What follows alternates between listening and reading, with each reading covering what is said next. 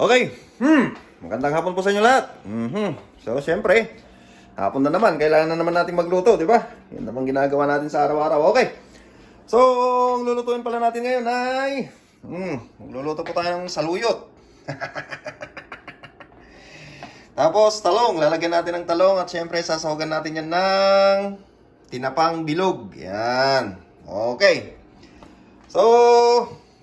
Ang lulutuin po natin ngayon ay isang Filipino, Ilocano dish. Yan, Filipino, of course. Ilocano dish ang lulutuin natin ngayon, ano? Mag-ano tayo? Magpapakbet ng saluyot. Okay. Isa sa pinakamasarap na luto ng saluyot. Yan. Okay, so himay-himayin ko lang po yung ating gulay and then proceed na po tayo sa ating pagluluto. Alright? Okay. Yan po yung lulutuin natin. Alright, welcome back. So, yan na po yung ating saluyot. Yan, nakatal-katal ko na, nahimay-himay na. Yan naman po yung ating talong. Nahiwa-hiwa na, yan din.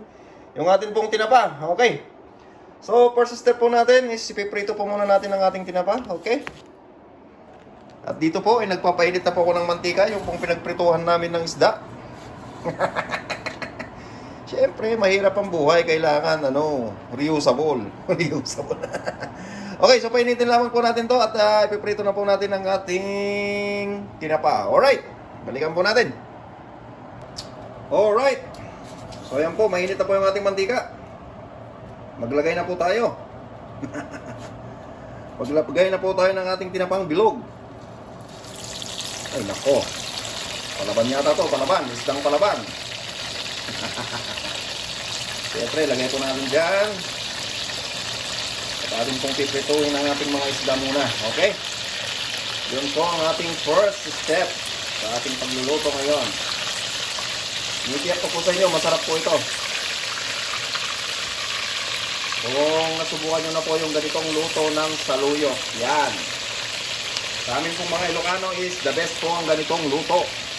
Alright? Ito po natin lahat dyan. Okay. And then, gawin po natin, antayin po natin na maprito. Okay, balikan po natin ulit mamaya. Okay guys, welcome back. So, yan po. Tostado na po yung ating tinapa. So, umuwi na po natin, no? Alright. Umuwi na lang po natin ito at set aside po muna natin. Okay. At lilinisan ko lang po yung mga tilatilamsik ng ating mantika. Sapagkat napakadami po ng tilamsik. Oh my goodness. Yan po. Toasted na po ang ating tinapa. Grabe. Sarap. Oh my goodness. Sahog pa lang, ulam na. Ayan. Okay, so linisan ko lang po yung paligid natin and then proceed na po ulit tayo, okay? So ayan, nalinisan na po natin. At syempre, umpisan na po natin ang ating pagluluto. Ayan. I-on na po natin yan. And then naglagay na po ako dyan ng katamtamang tubig. Ayan. Naglagay na po ako ng tubig nang naayon lamang po sa ekonomiya natin, okay? Dahil mahal ang tubig. Katapos po, lagyan po natin ng bawang. Okay? At syempre, lagyan po natin ng bagoong isda. Yan. Lagyan po natin ng bagoong isda. Yan. Okay. Ayos na po yan. Pagkatapos po, antayin lamang po natin na kumulo. At habang inaantay natin na kumulo, syempre, kuha na natin yan, takpan na natin. Okay? At saka po balikan natin mamaya pag kumukulo na siya. Alright? Okay, balikan po natin niluluto natin. Yan. Kumukulo na po siya. Okay? So, una po natin gawin. Lagay na po natin yung ating saluyot.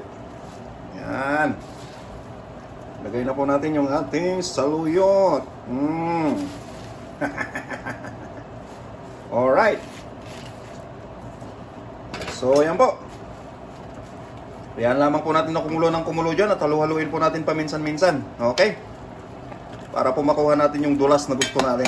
Dulas? Yun po kasi yung ayaw ng iba dyan sa saluyot. Masyado raw pong madulas. Oh, come on guys. Mas madulas, mas masarap pag saluyot. Okay po, balikan po natin ulit mamaya. Alright, takpan lang po natin at tululuin po natin paminsan-minsan. Gaya nga po na sabi ko, para po maluto siya ng maganda po yung pagkakaluto niya. Alright? Okay po. Okay. Welcome back po ulit.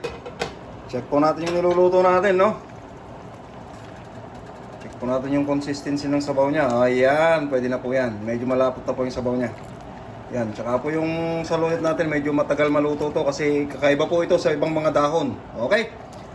So, gawin po natin. Yes, timplahan na po natin. Yan.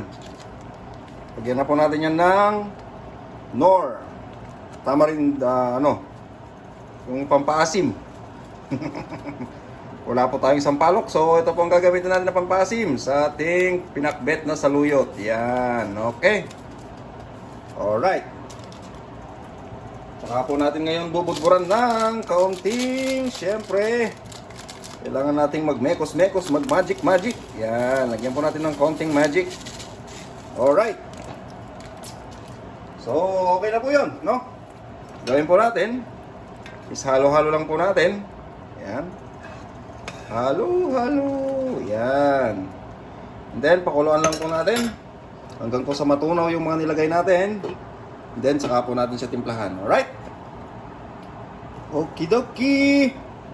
Yan. Natimplahan na po natin yan. Sakto na po yung asim niya at yung kanyang alat. So gawin po natin is lagay na po natin yung ating talong. Ayan. Lagay na po natin ang ating talong. Okay. Tapos, syempre, halo-halo lang po natin yan. Mas maganda itakpan po natin ng ating dahon ng saluyot. Ayan. Alright. Masyadong masabaw yata. Hindi natin natansya yung sabaw natin. Okay. Yan, tabunan natin ng ating saluyot, yung ating mga talong. Okay. Yan. Saka po natin siya pakuluin. Alright. At lutuin po natin yung talong niya. And then, balikan po natin mamaya pag luto na po yung ating talong. Okay po. At syempre, habang inaantay po natin yan na maluto, yung ating talong, lagyan na po natin yan ng pampagana. Woo! Okay. Nagsarapan, baby. Saka po natin balikan ulit mamaya pag luto na po yung talong natin. Okay? Alright. So, pagkatapos pong maluto ng ating talong, syempre, papaibabaw na po natin yung ating sahog. Yan. Alright. Lagyan po natin ng tatlo. At yung tatlo po is side dish. Yung apat. Okay. Alright. So, yan. No? Gawin po natin is patayin na po natin. Okay. So, yan po yung luto natin ngayong gabi. Ang atin pong pinakbet na saluyot. Alright. Ayan po.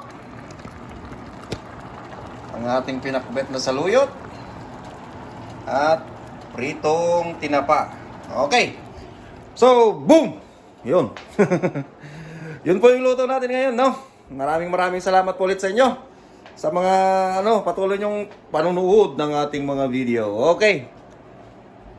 So, maaga na naman po ang pasok bukas, kaya kailangan na naman po nating maghiwa-hiwalay at magpaalam ng panandalian. Okay, hanggang bukas na naman po. Sa ganito ring oras, magluluto na naman tayo. Alright? Yan po yung luto natin ngayong gabi. Okay? Thank you. Maraming salamat po. Good night.